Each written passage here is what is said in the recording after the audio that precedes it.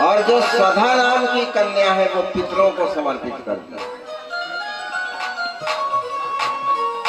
इसी प्रकार से दक्ष प्रजापति की जो सती नाम की कन्या वह महादेव जी को ब्याही है। अब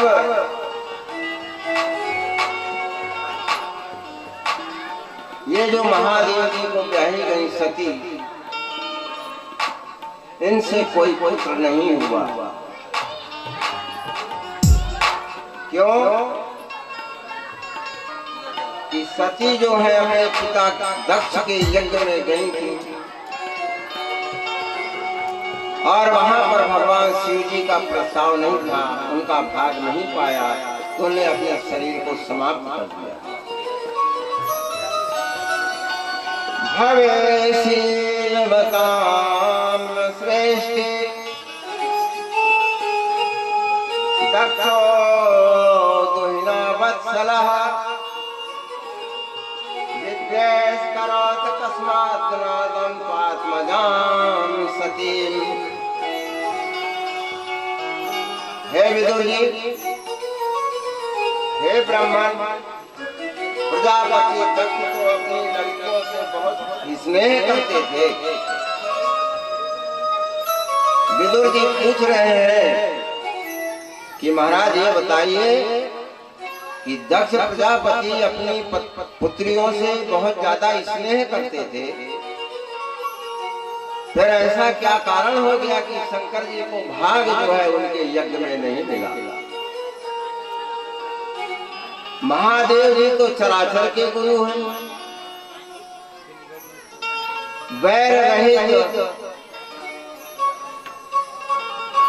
और शांत मूर्ति है, सारे जगत के आराध्य देव हैं। उनसे भला कोई किसी प्रकार का वैर क्यों कर सकता है? दक्ष प्रजापति को शंकर जी से क्यों वैर हुआ? तब जाकर के मैत्री जी बता रहे हैं कि सभी देवता, ऋषि, मुनि, गंधर्व, नाग, किन्नर सभी एकत्रित हैं, सभा बैठी हुई है, सभा लगी हुई है। वहां पर जो है ब्रह्मा जी और शंकर जी भी विद्यमान, विष्णु भगवान नहीं पहुंचे। इसी बीच दक्ष प्रजापति उस सभा में पहुंचे। सभी लोग और खड़े होकर के दक्ष प्रजापति का स्वागत किया,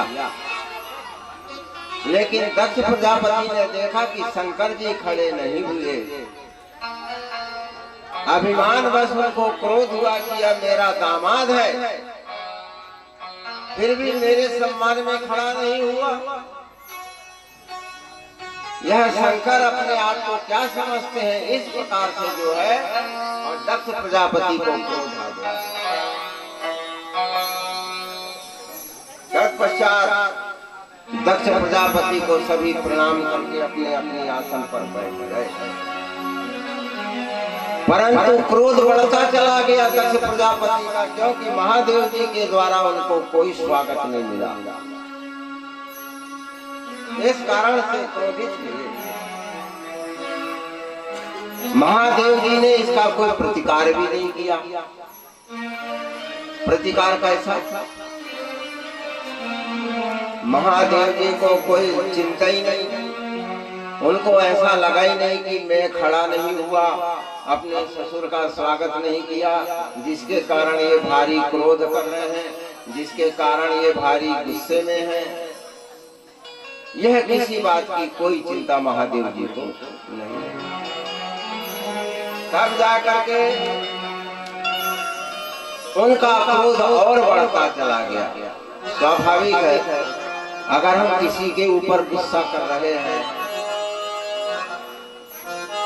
और उस गुस्से में हम उसको कुछ बोल रहे हैं या कुछ पूछ रहे हैं, और सामने वाला अगर उसका कोई प्रत्युत्तर ना दे, प्रतिकार ना करे, कोई उत्तर ना दे, तो बिल्कुल स्वाभाविक है कि अपना गुस्सा और बढ़ता चला जाए। सवाल जवाब होने लगे, प्रश्नोत्तर होने लगे, तो क्रोध नहीं बढ़ेगा।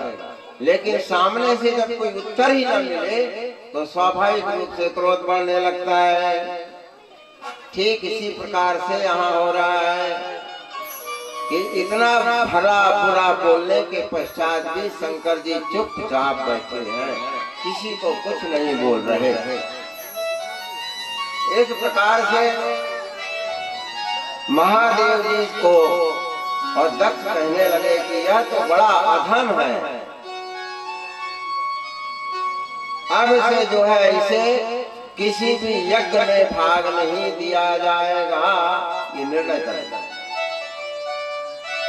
कोई भाग इनको नहीं मिलना चाहिए। वहां पर उपस्थित सभी जो मुख्य सभासद बैठे थे उन्हें बहुत मना किया कि आप ऐसा ना करें, आप ऐसा ना बोले महाराज, भगवान भोलेनाथ के प्रति आप इस प्रकार से व्यवहार ना करें। लेकिन दक्ष क्रोध के कारण किसी की बात भी नहीं सुनते और महादेव जी को आखिर उन्होंने श्राप दे दिया कि इनको किसी भी यज्ञ में और कोई भाग नहीं दिया जाएगा। इस प्रकार कहने पर जब शंकर जी के अनुयायी अग्रगण नंदीश्वर को मालूम हुआ तो वे बड़े क्रोध करते हैं और क्रोध में तमतमा करके उठ जाते हैं और उन्होंने भी जो है तो उनको श्राप दे दिया। एक प्रकार से अग्रे ग्रहे सुरश्रेष्ठा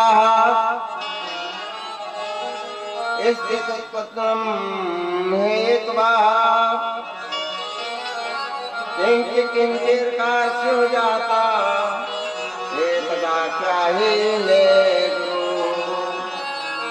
विदुर जी पूछ रहे हैं कि गुरु जी बताइए कृपा करके जगत की उत्पत्ति स्थिति और अंत करने वाले सर्वश्रेष्ठ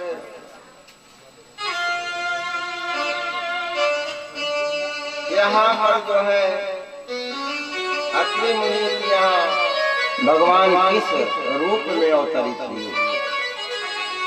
अत्रि मुनि जिनकी पत्नी का नाम था अनसुईया। अनसुईया जो है अत्रि मुनि को ब्याह दिया। तब मैत्रेय जी ने कहा विदुर जी दत्त धन आत्रेय दत्तात्रेय पहले से पूर्व नियोजित योजना थी, उन्होंने वरदान प्राप्त कर लिया था तीनों देवताओं से, इसलिए यहाँ दत्तात्रेय शब्द आया है, दत्तात्रेय नामकरण किया गया है। दत्त धन आत्रेय, दत्त से है दिया हुआ, आत्रेय यानी अत्रि को। इस प्रकार से जब ब्रह्मा जी ने ब्रह्मज्ञानियों में से महर्षि अत्रि को सृष्टि रचने के लिए कहा, तब उन्होंने अपने सहधर्मिणी के सहित तपस्या किया और नर्मदा जी के किनारे जाकर तप करने लगे। उन्होंने 100 वर्ष तक सिर्फ वायु का सेवन किया, बड़ी कठोर तपस्या किए, सिर्फ वायु का सेवन करते हुए कठोर तपस्या उन्होंने किया। फिर एक पैर में खड़े होकर तपस्या की, इससे भगवान को उन्होंने प्रसन्न कर लिया। जब भगवान प्रसन्न हो गए, पति अनसुईया बड़ी पतिव्रता थी, उसके पतिव्रता धर्म की बड़ी महिमा दूर दूर तक फैली हुई थी। इसी प्रकार से जो है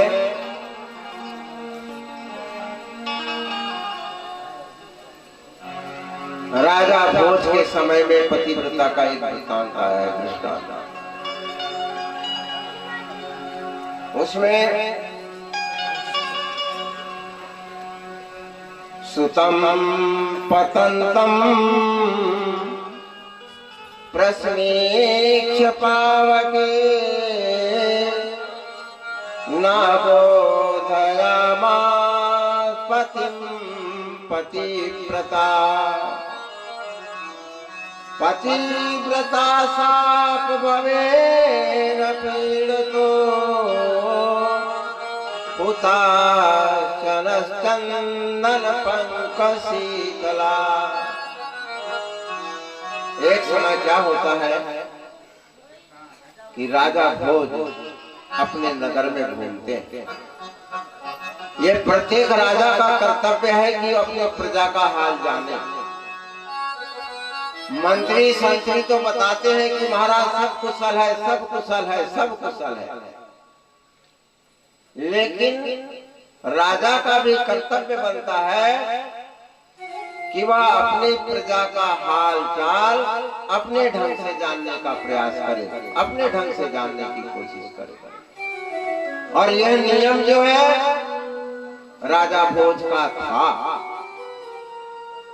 पूरी दिन की दिनचर्या लेते थे अपने मंत्रियों से, पूरे दिन भर का समाचार ले लेते थे मंत्रियों से, लेकिन रात्रि काल में 10 बजे 11 बजे के बाद जब सब सोए हुए रहते थे, उस समय वो अपने घर से निकलते थे घोड़े पर चढ़कर, और ये देखते चलते थे कि कहीं मेरी प्रजा कोई भूखा तो नहीं सो रहा।